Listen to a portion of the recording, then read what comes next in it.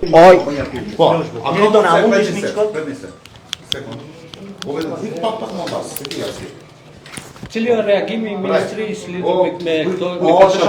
A ka mundësi të na prezantohet fillimisht? Po, patjetër, unë jam Lindita Zaimi, krye infermiere e Spitalit Klinik Tetovës. Çfarë cilësi japish këtu deklaron? Me autorizim të drejtorit, për shkak se ditën e premte drejtori më duket se u proklamu, u prononcu në lidhje me pyetjet dhe kërkesat e të punësumit që janë me kontratë, edhe sot, pasi më tepër shumica janë motra, infermiere dhe punëtor teknik, ai më autorizoi dhe më luti të jap unë një deklaratë për shkak se është çështja e infermierëve.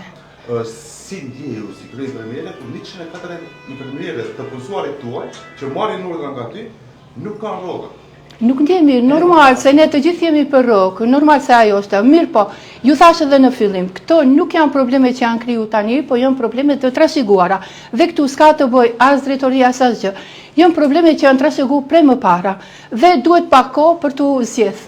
Besoni se paraprakisht është e vërtet se na u premtu se do ketë edhe konkurse, punësime, du jepen vendime të punësuarve, preng ministri, normal se urnat ato premtimet vinë prej më lartë, nuk vinë prej këtu. Ne nuk mund t'i sajojmë ato gjëja. Edhe ndodhen që ndodhen, e dini si është situata, dhe ndodhi kjo. Ne gjithsesi jemi në pritje, si të zgjidhet ministri i ri, shpresojmë sa më shpejt edhe të zgjidhen edhe këto probleme.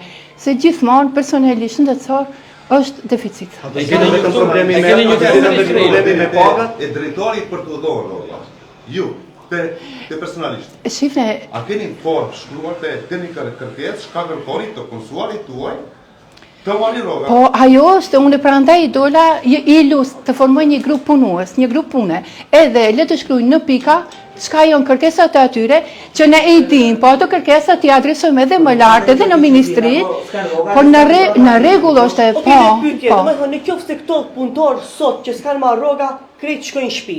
Çka bëhet Spitalin e Tetovës? A e keni menduar si trajtohen këto pacientë? Sigurisht që është kolaps, sigurisht do ketë kolaps të sistemit, po. Po këtë kolaps kush duhet ta menaxhojë? Pse është drejtori Agim Berisha për të menaxhuar mos ketë kolaps në Spitalin e Tetovës? Në moment që ai ka ditë 140 punëtor janë me kontrata dhe në një moment që këto se marrin rrogë, me automatizëm shkojnë në shtëpi 140 punëtor. Çka bëhet me këto pacientë për cilët edhe me këto motra medicinale përsëri ka shumë nevojë për më tepër motra medicinale? Tani, duhet edhe ata të na kuptojnë dhe të na japin një hapësirë po veprimi. Unë këtu pyetja ime nuk është ato t'ju kuptojnë. Unë jam të fol për pacientin që ka ardhur dhe është i sëmurë në Spitalin e Tetovës, këto motra medicinale sot shkojnë në shtëpi, çka bëhet me atë pacient, kush e trajton? Tani u tregova, se do bëhet një kolaps. Mirë po.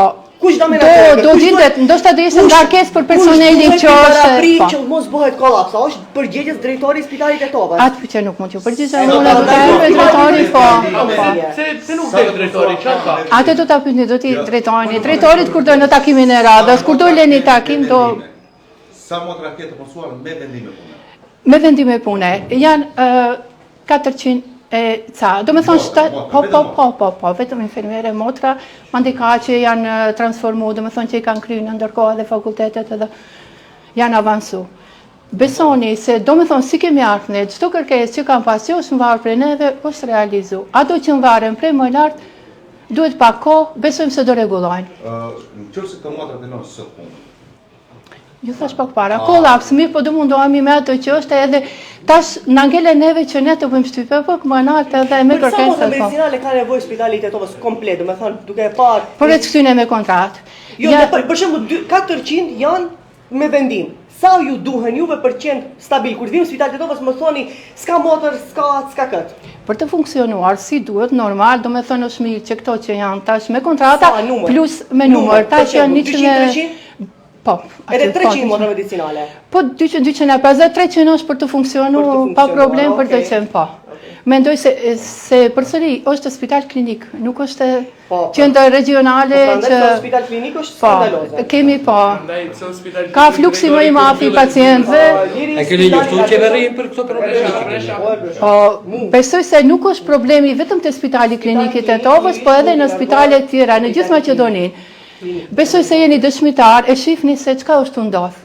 Edhe gjëja më e mirë, ne jemi në anën e punëtorëve. Besoni, në qoftë se jemi në anën e punëtorëve. A mendoni se Spitali Klinik meriton të quhet spital klinik? Po. Po? Po, në qoftë se normal se gjithmonë ka mire, më mirë, duhet pakës një ndimes edhe nga mënal, nga ministria që e meriton pa tjetër duke e marë parasysh edhe fluksin e banorëve që janë, fluksin e njerëzve, ne jemi edhe qytet universitar, kemi edhe student, ka edhe shkollat mesme, ka shumë njerëz, besoj se po e meriton na duhet edhe pak.